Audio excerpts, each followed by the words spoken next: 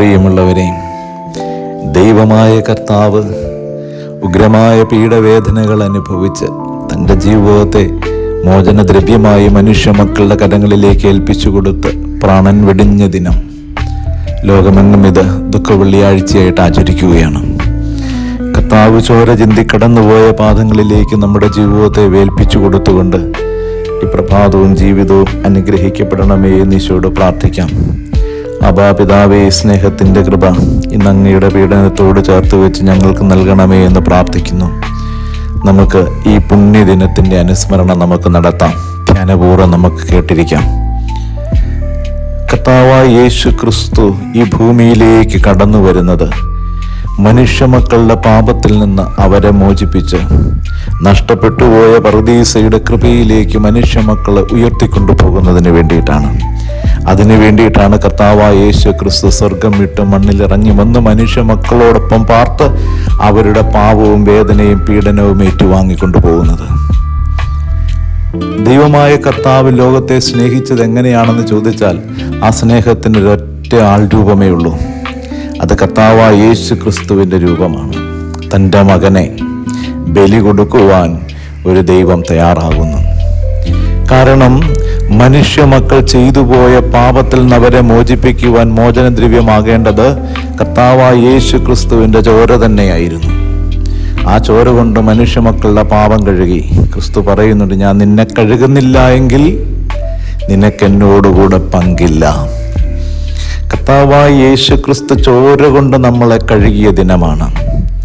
പീഡനങ്ങളുടെ ആരംഭത്തെ കുറിച്ച് ക്രിസ്തു പറയുന്നുണ്ട്, എനിക്കൊരു മാമോദിസ മുങ്ങുവാനുണ്ട്, അത് പൂർത്തിയാകുന്നത് വരെ എൻ്റെ ആത്മാവ് എത്രമാത്രം അസ്വസ്ഥമായിരിക്കുന്നുവെന്നോ. ക്രിസ്തു മുങ്ങുവാൻ ആഗ്രഹിച്ച പീഡാനുഭവത്തിൻ്റെ പ്രാരംഭം കുറിക്കുകയാണ്. അത്താഴമെല്ലാം കഴിഞ്ഞ് ശിഷ്യന്മാരെയും കൂട്ടിക്കൊണ്ടവൻ ഒലിവ് തോട്ടത്തിലേക്ക് പോവുകയാണ്. അവിടെ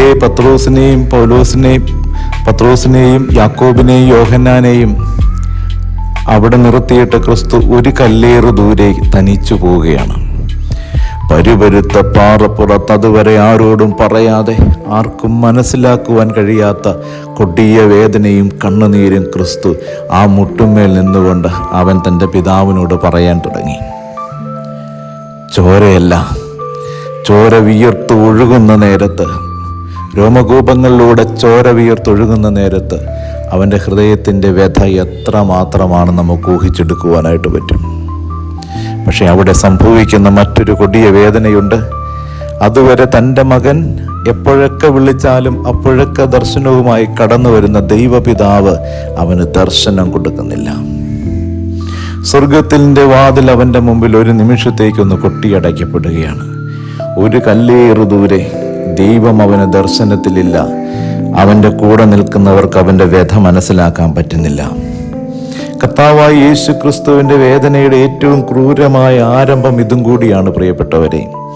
ഒരു കല്ലേറു ദൂരെ ഒരാളുടെയും സഹായമില്ലാതെ വേദന തനിച്ചനുഭവിച്ച് രോമകൂപങ്ങളിലൂടെ ചോര വിയർത്തു ഒഴുകി താഴേക്ക് വരുമ്പോഴും ഒരു മനുഷ്യൻ പോലും സാരമില്ല, വിഷമിക്കണ്ട എന്ന് പറയാൻ പറ്റാതെ, ദൈവം നീ വിഷമിക്കണ്ട, ഞാൻ നിന്റെ കൂടെയുണ്ടെന്ന് ദൈവം പറയാതെ നിൽക്കുന്ന അത് ക്രൂരമായൊരു നിമിഷം. പീഡാനുഭവത്തിൻ്റെ ആരംഭം അതാണ്. അവിടുന്നാണ് ക്രിസ്തു തിരികെ വന്ന് ശിഷ്യന്മാരോട് ചോദിക്കുന്നുണ്ട്, നിങ്ങൾക്കൊരു നിമിഷം, ഒരു മണിക്കൂറെങ്കിലും എന്നോടൊപ്പം ഉണർന്നിരിക്കാൻ പറ്റുന്നില്ലേ? അവർ പ്രതികരിക്കാതെ വരുമ്പോൾ വീണ്ടും അവൻ തിരിച്ചു പോവുകയാണ്. പിന്നീട് വരുന്ന ക്രിസ്തു കണ്ണുനീരിൻ്റെ മുൻപിലേക്ക് ഒരു രാജാവിനെ പോലെ ഇറങ്ങിപ്പോവുകയാണ്. യോഹന്നാന്റെ സുവിശേഷം അനുസരിച്ച് ക്രിസ്തു സഹനത്തിലേക്ക് ഇറങ്ങിച്ചെല്ലുന്ന ഒരു രാജാവാണ്. സഹനത്തെ കീഴ്പ്പെടുത്തുവാൻ ഇറങ്ങിച്ചെല്ലുന്ന ഒരു രാജാവാണ്.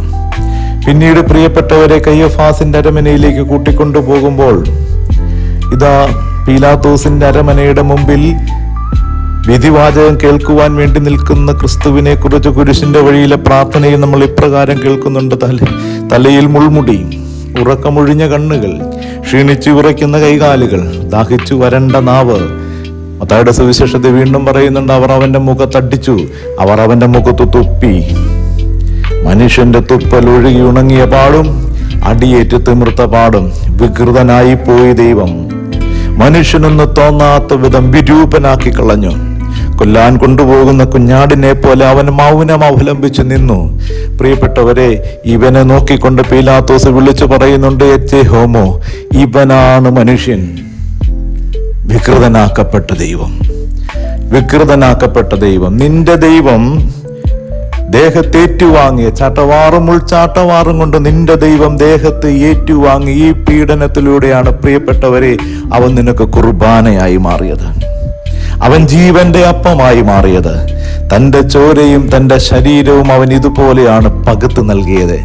പീഡയനുഭവിച്ച് കണ്ണുനീരനുഭവിച്ച് നിന്റെ ദൈവം പീഡയനുഭവിച്ച് കണ്ണുനീരനുഭവിച്ച് ഈ ലോകത്തിന് തൻ്റെ പ്രാണനെ വിട്ടുകൊടുത്തത് അവൻ കുർബാനയായി തീർന്ന ഇടമാണ് കാൽവരിയിലെ മണ്ണ്.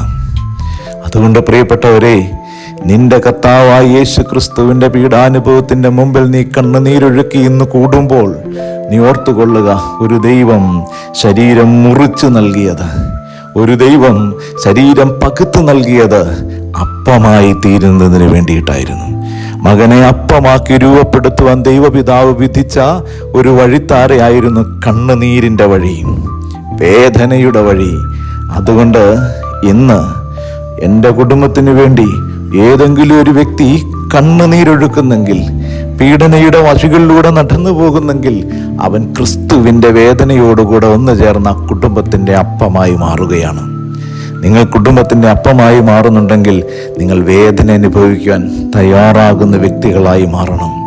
പ്രിയപ്പെട്ടവരെ, പിന്നീട് അവൻ കാൽവരിയിലെ കുരിശിലേക്ക് കയറിപ്പോവുകയാണ്. ഭാരമുള്ള കുരിശുമരവും വഹിച്ചുകൊണ്ട് കല്ലും മുള്ളും നിറയുന്ന വഴികളിലൂടെ അവൻ വേച്ചും കിതച്ചും പല പ്രാവശ്യം വീണും വീണ്ടും എഴുന്നേറ്റും ക്രിസ്തു നടന്നുപോയ ആ ബലിയിലേക്ക് തൻ്റെ ജീവിതത്തെ ചേർത്ത് വെച്ച് കഴിയുമ്പോൾ അവൻ അവിടെ കിടന്നുകൊണ്ടൊരു പ്രാർത്ഥന പ്രാർത്ഥിക്കുന്നുണ്ട്. എൻ്റെ പിതാവേ, എൻ്റെ ദൈവമേ, നീ എന്നെ കൈവിട്ടോ. ഏതൊരു മനുഷ്യനും അവൻ്റെ വേദനയുടെ പാരമ്യത്തിൽ പറഞ്ഞു പോകുന്ന വാക്കാണ്, എൻ്റെ ദൈവമേ, എൻ്റെ ദൈവമേ, എന്തുകൊണ്ട് നീ എന്നെ ഉപേക്ഷിച്ചു.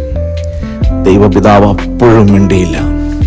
പ്രിയപ്പെട്ടവരെ, അവൻ ഉറക്കെ നിലവിളിച്ചുകൊണ്ട് പ്രാണൻ വെടിയുമ്പോൾ അതുവരെ മൗനം അവലംബിച്ചു നിന്നിരുന്ന ദൈവപിതാവ് ഒരു നിമിഷം ഒന്ന് പൊട്ടിക്കരയുന്നുണ്ട്.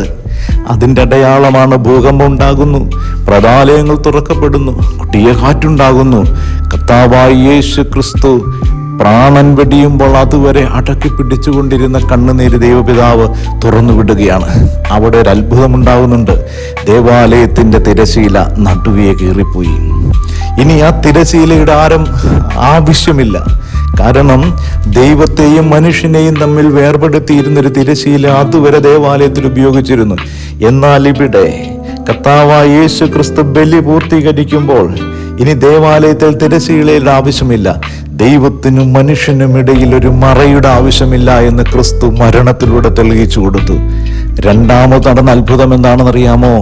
ക്രിസ്തുവിൻ്റെ ഈ പ്രാണൻ നിലവിളിച്ചുകൊണ്ടുള്ള യാത്ര കാണുമ്പോൾ ശതാധിപൻ ഉറക്കെ വിളിച്ചു പറഞ്ഞു, ഇവൻ യഥാർത്ഥത്തിൽ ദൈവപുത്രനായിരുന്നു. പ്രിയപ്പെട്ടവരെ, അതുവരെ ദൈവത്തിനൊരു മുഖമുണ്ടായിരുന്നില്ല. മോശയോട് പറയുന്നുണ്ട്, ഞാൻ യാഹുവേ, ഞാനാണെന്ന് പറഞ്ഞാൽ മതി, മുഖമില്ല ദൈവത്തിന്. എന്നാൽ കാൽവരിയിൽ ഇതുപോലെ പിടച്ചു മരിക്കുന്ന ആ മകന്, ആ ക്രിസ്തുവുമായിട്ട് ദൈവപിതാവ് തൻ്റെ ജീവിതത്തെ അനുരൂപപ്പെടുത്തി. ഇനി ദൈവത്തെ കാണുന്നവൻ ക്രിസ്തുവിനെ നോക്കിയാൽ മതി. ഇനി ദൈവത്തെ കാണേണ്ടവൻ ക്രിസ്തുവിൻ്റെ പ്രവൃത്തികളെ നോക്കിയാൽ മതി. അതുവരെ മുഖമില്ലാതിരുന്നൊരു ദൈവത്തിന് കാൽവരിയിലെ കുരിശിൽ ക്രിസ്തുവിൻ്റെ മുഖം ലഭിച്ചു. ദൈവത്തിൻ്റെ മുഖം ക്രിസ്തുവിൻ്റെ മുഖമായി മാറി. അതുകൊണ്ട് എൻ്റെ പ്രിയപ്പെട്ടവരെ, നിന്റെ ദൈവം ആരെന്ന് ചോദിച്ചാൽ എൻ്റെ ക്രിസ്തുവിൻ്റെ മുഖമാണത്, എൻ്റെ ക്രിസ്തുവിൻ്റെ കാരുണ്യമാണത്, എൻ്റെ ക്രിസ്തുവിൻ്റെ സ്നേഹമാണത്, എൻ്റെ ക്രിസ്തുവിൻ്റെ ചോരയാണത്, എൻ്റെ ക്രിസ്തുവിൻ്റെ ശരീരമാണത്. ഇത് വിളിച്ചു പറയുന്ന ഏറ്റവും വലിയ സ്നേഹത്തിൻ്റെ അടയാളം കാട്ടിത്തന്ന ഇടമാണ് കാൽവരിയിലെ കുരിശ്. അതുകൊണ്ട് ഇന്ന് നിങ്ങൾ ഈ കുരിശിൻ്റെ മുമ്പിൽ നിങ്ങൾ ആദരവോടുകൂടെ മുട്ടുകുത്തുമ്പോൾ, ഈ കുരിശിൽ ദൈവം നിനക്ക് കാണിച്ചു തന്നൊരു മുഖം ഇന്ന് രൂപപ്പെട്ടതിൻ്റെ ദിനം കൂടിയാണ്.